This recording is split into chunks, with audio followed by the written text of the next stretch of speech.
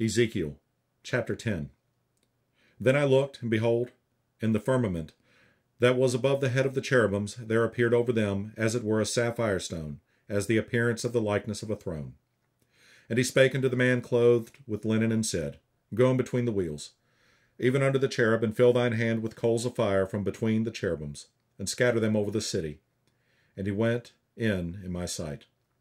Now the cherubims stood on the right side of the house when the man went in, and the cloud filled the inner court.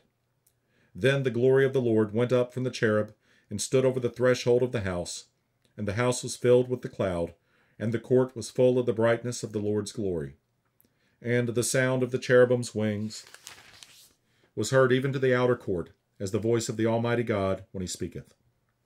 And it came to pass that when he had commanded the man clothed with linen, saying, Take fire from between the wheels, from between the cherubims, then he went in and stood beside the wheels. And one cherub stretched forth his hand from between the cherubims unto the fire that was between the cherubims, and took thereof, and put it into the hands of him that was clothed with linen, who took it and went out. And there appeared in the cherubims the form of a man's hand under their wings. And when I looked, behold, the four wheels by the cherubims, one wheel by one cherub, and another wheel by another cherub. And the appearance of the wheels was as the color of a beryl stone. And as for their appearances, they four had one likeness, as if a wheel had been in the midst of a wheel. When they went upon their four sides. They turned not as they went, but to the place whither the head looked they followed it. They turned not as they went. And their whole body, and their backs, and their hands, and their wings, and the wheels were full of eyes round about, even the wheels that they four had. As for the wheels, it was cried unto them in my hearing, O wheel.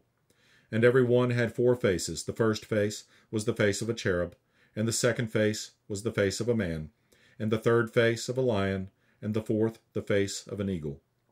And the cherubims were lifted up. This is the living creature that I saw by the river of Chebar.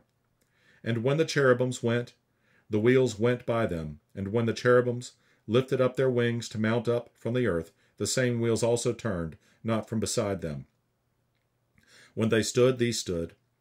And when they were lifted up, these lifted up themselves also, for the spirit of the living creature was in them. Then the glory of the Lord departed from off the threshold of the house, and stood over the cherubims. And the cherubims lifted up their wings, and mounted up from the earth in my sight. When they went out, the wheels also were beside them, and every one stood at the door of the east gate of the Lord's house, and the glory of the God of Israel was over them above. This is the living creature that I saw under the God of Israel, by the river of Chebar, and I knew that they were the cherubims. Every one had four faces apiece, and every one four wings, and the likeness of the hands of a man was under their wings. And the likeness of their faces was the same faces which I saw by the river of Chebar. Their appearances and themselves, they went every one straight forward.